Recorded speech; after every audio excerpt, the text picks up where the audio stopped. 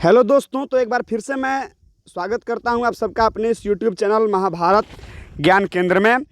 तो जैसा कि इंग्लिश की सभी कविताएं हम पढ़ा चुके हैं और संस्कृत भी हम ही आप लोगों को पढ़ाएंगे। तो संस्कृत में सबसे पहले जो पहला चैप्टर जो श्लोक मंगलम पाठ है उसको हम यहाँ पे देखते हैं, उसको हम यहाँ पे पहले जानते हैं कि मंगलम पाठ में हमें क्या क्या पढ़ना है। ठीक है, तो यहाँ पे जो मंगलम पाठ का पहला श्लोक है वो है हिरण्मयेन पात्रेण सत्यस्य पिहितं मुखम अपिहितम अस्ति पूषणम तत् सत्य धर्माय दृष्टये त्वम अपावृणु। कहीं कहीं जो है सत्य धर्माय बाद में दिया है और आप में सत्य धर्माय पहले दिया है, तो उससे घबराने की बात नहीं है। ठीक है, तो आइए हम इसके भावार्थ को जानते हैं। तो इसका भावार्थ है कि सत्य का मुख चमकीले सुनहरे ढक्कन से ढका है। हे पोषक सूर्यदेव, सत्य के विधान की उपलब्धि के लिए साक्षात दर्शन के लिए तू वह ढक्कन अवश्य हटा दें। अगर मतलब कहने का अर्थ यह है कि मंगलम पाठ का यह जो श्लोक है, सबसे पहले मैं आप लोगों को बता दूं कि यह लिया गया है ईशावास्योपनिषद से लिया गया है। ठीक है, ईशावास्योपनिषद से संकलित है। ठीक है, ऋषि का मंतव्य है कि सत्य का दर्शन अत्यंत कठिन है, क्योंकि इस भौतिक जगत में जो ये लोग हैं जो वो स्थूल पदार्थों अर्थात नाशवान पदार्थों से अतिशय लगाव मतलब रखते हैं। यानी कि जो पदार्थ नाशवान है, शराब है, दारू है, उससे मतलब कि लोग अतिशय यानी कि बहुत ही ज़्यादा लगाव रखते हैं। इसके कारण सत्य से दूर हो गए हैं। लोग भौतिकवादी महत्वाकांक्षा के कारण सत्य से दूर हो गए हैं। ठीक है, अब देखिए यहाँ पे ये बात भी है कि इसका जो भेदन है वह भगवत कृपा से ही संभव है।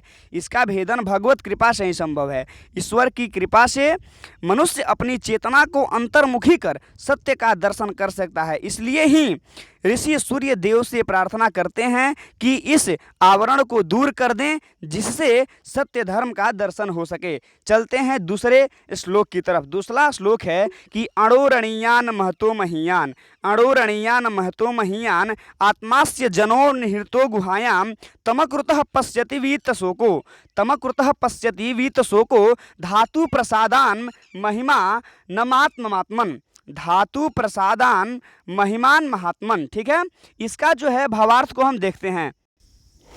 इसका भावार्थ यह है कि प्राणी कर हृदय में स्थित यह आत्मा अणु से भी सूक्ष्म है और महान से महान है। मतलब कि निष्काम पुरुष जो हैं वह ईश्वर के प्रसाद को स्वयं उस महिमावान आत्मा को देखते हैं और शोक रहित हो जाते हैं। अगर दूसरे भाषा में कहा जाए कि मंगलम पाठ का यह श्लोक जो है वह कठोपनिषद से लिया गया है, जिसमें ऋषि जो हैं वह आत्मा के बारे में बताते हैं। ठीक है, ऋषि किस चीज़ के बारे में बताते हैं? आत्मा के बारे में बताते हैं कि यह सभी प्राणियों के हृदय रूपी गुफा में मतलब कि स्थित है तथा यह सूक्ष्म से भी सूक्ष्म और बड़ा से भी बड़ा मोक्ष की इच्छा रखते हैं। मतलब कि इच्छा जो है मतलब कि ये रखते हैं। और बात किया जाए कि मतलब कि अगर इसके जानने में और बात करते हैं तो यह पश्चात शोक रहित अर्थात दुख रहित हो जाते हैं। चलते हैं अपने अगले श्लोक की तरफ।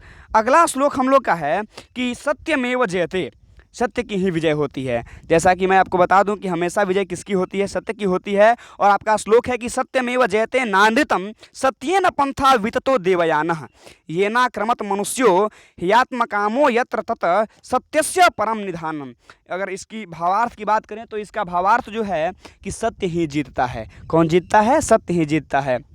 असत्य नहीं, सत्य से ही ईश्वर तक पहुंचने का मार्ग का विस्तार होता है, जिससे होकर निष्काम ऋषि उस सत्य तक पहुंचते हैं जहां सत्य का वह परम श्रेष्ठ स्थान है। अब देखिए, अगर इसका भावार्थ और हम सरल के रूप में बताएं तो यही है कि मंगलम पाठ का जो यह श्लोक है ना, यह भी मंडूकोपनिषद से लिया गया है। ठीक है, यह भी मंडूकोपनिषद से लिया गया है। तत्वद्रष्टा ऋषि, ये जो तत्वद्रष्टा ऋषि की यहाँ पे व्याख्यान की गई है कि तत्वद्रष्टा ऋषि जो है इस कथन के मतलब कि कहने वाले हैं कि वह कहते हैं कि सदा सत्य की ही जीत होती है, असत्य की नहीं। सत्य ही ईश्वर तक पहुँचने के मार्ग का विस्तार करता है, जिससे होकर आप्त कामाम अर्थात मोक्ष की इच्छा रखने वाले ऋषि सत्य के परम स्थान को प्राप्त करते हैं अर्थात ईश्वर को प्राप्त करते हैं। अगले श्लोक की तरफ हम बढ़ते हैं। अगला श्लोक है यथा नद्यः स्यन्दमाना समुद्रे स्तम गच्छन्ति नाम रूपे विहाय तथा विद्वान नाम रूपाद विमुक्तः परास्परम परात्परम परात्परम पुरुष मुपैति दिव्यम। इसका जो अर्थ है वह है कि जिस प्रकार प्रवाहित होती हुई नदियाँ अपने धाम समुद्र में पहुँच जाती है और अपने नाम तथा रूप को छोड़कर क्या होती है, मतलब अपने नाम तथा रूप को छोड़ देती है, उसी प्रकार विद्वान नाम तथा रूप से मुक्त होकर परात्पर परम दिव्य पुरुष को प्राप्त हो जाता है। ठीक है। अगर दूसरी भाषा में और सरल भाषा में हम आपका अगर इसको बताएं तो ये कहा जा सकता है कि ये मतलब कि मंगलाचारण पाठ, मतलब ये जो मंगलम पाठ है इसको मंगलाचारण मतलब कि उस पाठ से भी यहाँ पे इसको बताया गया है कि यह मंगलाचारण पाठ है।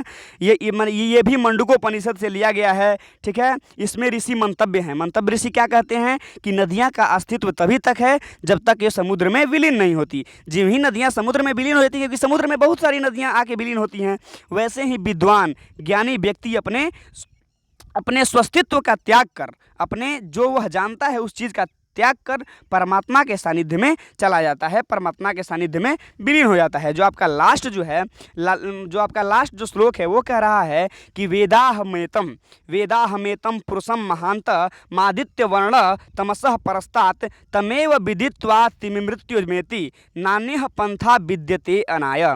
ठीक है। इसका जो अर्थ है वो है कि मैं उस परम पुरुष को जान गया हूँ जो सूर्य के समान देदीप्यमान हैं और समस्त अंधकार से परे हैं, जो उसे अनुभूति द्वारा क्या करते हैं, मतलब कि अनुभूति के द्वारा जान जाता है, वह मृत्यु से मुक्त हो जाता है। जन्म मरण के चक्कर में छुटकारा का कोई अन्य मार्ग नहीं है। अगर दूसरे भाषा में और भी सरल भाषा में मैं इसको समझाऊं तो मैं ही यही कह सकता हूं कि ये जो पाठ है ये जो है श्वेताश्वर उपनिषद से लिया गया है और ऋषि का कथन यह है कि ईश्वर को जानकर ही अज्ञान रूपी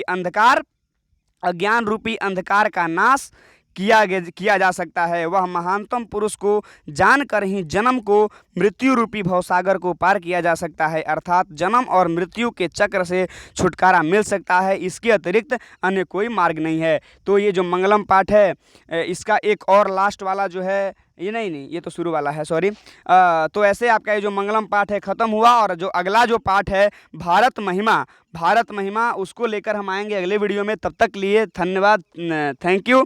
बने रहिए महाभारत ज्ञान केंद्र के साथ तथा अपने तैयारी को जारी रखिए। और हाँ, अगर वीडियो पसंद आए तो एक लाइक ज़रूर ठोको मित्रों।